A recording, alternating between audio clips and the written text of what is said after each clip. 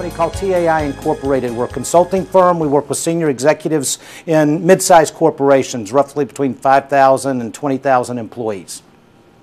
And in our work with the individuals, as well as their teams, we often work on their mission, what they're trying to do, why they exist, their vision, what their preferred future looks like. How many of you have a mission statement, a personal mission statement? Yeah, a lot of people do. And within your organizations, is there a mission statement? Does one exist? Yes, certainly. And is there a vision, this idea of what the future looks like? Absolutely. And then in many cases we have BHAGs, or at least aggressive goals and things that we want to accomplish, right? These goals, the mission, the vision, that all wraps into the what we're going to do. And we tend to run our lives that way. We tend to run our lives down the path of what it is we're trying to do. We don't spend as much time thinking about how we're doing it. And that's what I'd like to address this morning. I'd like to talk about the how. We tend to think of success as some destination that we're going to achieve. And then when we get there, we'll finally have arrived. But the fact is, you never get there. You never achieve it. You keep achieving success, but you don't, because the minute you arrive there, there's this next level. I mentioned a minute ago the what versus the how, right? Women get together and it's the how, they're the being together. Men get together, we want to do the what, we want to achieve something. I want to relate that to the corporate hierarchy. This can be applied to either a corporate environment or a military environment or a not-for-profit environment. But almost everything we get into, every type of job, there's this leadership hierarchy. At the bottom is the individual performer. And then when we do that well, we move into the valued team member. And then after that, we get promoted into management. And then some of us move on to this leadership role, and then there's this idea of what we at TAI call the values-based leader, the pinnacle, the perfect leader, or the very special servant leader. In order to start climbing this leadership ladder, to go from individual performer to manager, and then into leader, what's getting us there is what we know how to do. It's our technical skills, it's our experience, it's our competency, it's our education, all those whats, those things that we can manage, the things that we can control. Right? They're the whats that we're trying to achieve in life. The interesting thing happens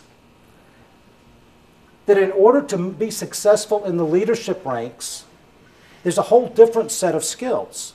And what you see here is this establishing purpose and providing vision. Those indeed are whats. Those are the things that we're trying to do. The things that we're creating culture. And where does culture come from? It comes from the leadership. Who they are, not what they do so much. It's who they are in character, who they are in practice.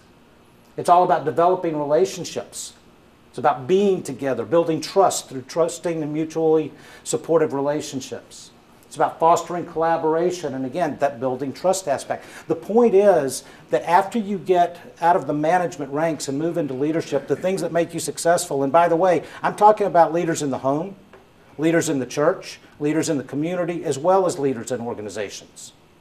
But the thing that will make you successful are the how things, the how you behave, the how you relate to people. And that's those four things: creating culture, developing relationships, fostering collaboration, and building trust. When I say that values are critically important, it's because our values govern our behavior. And our behavior determines our performance. Now that sounds like a nice quote, but let me show you how it works.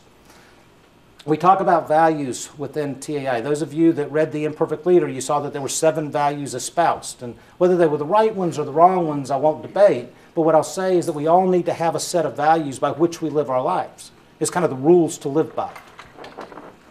Okay, when you're thinking about values, most of us would pick a value of like integrity, okay, or compassion. So the point is, if you take any value, whether it's integrity or compassion or courage or being purpose-driven, whatever your values are, if you walk them down this chain, it'll tell you whether it's the kind of value you want to live. And what you can see is when a leader, meaning a parent or an organizational CEO, when a leader starts living values, it does translate into performance.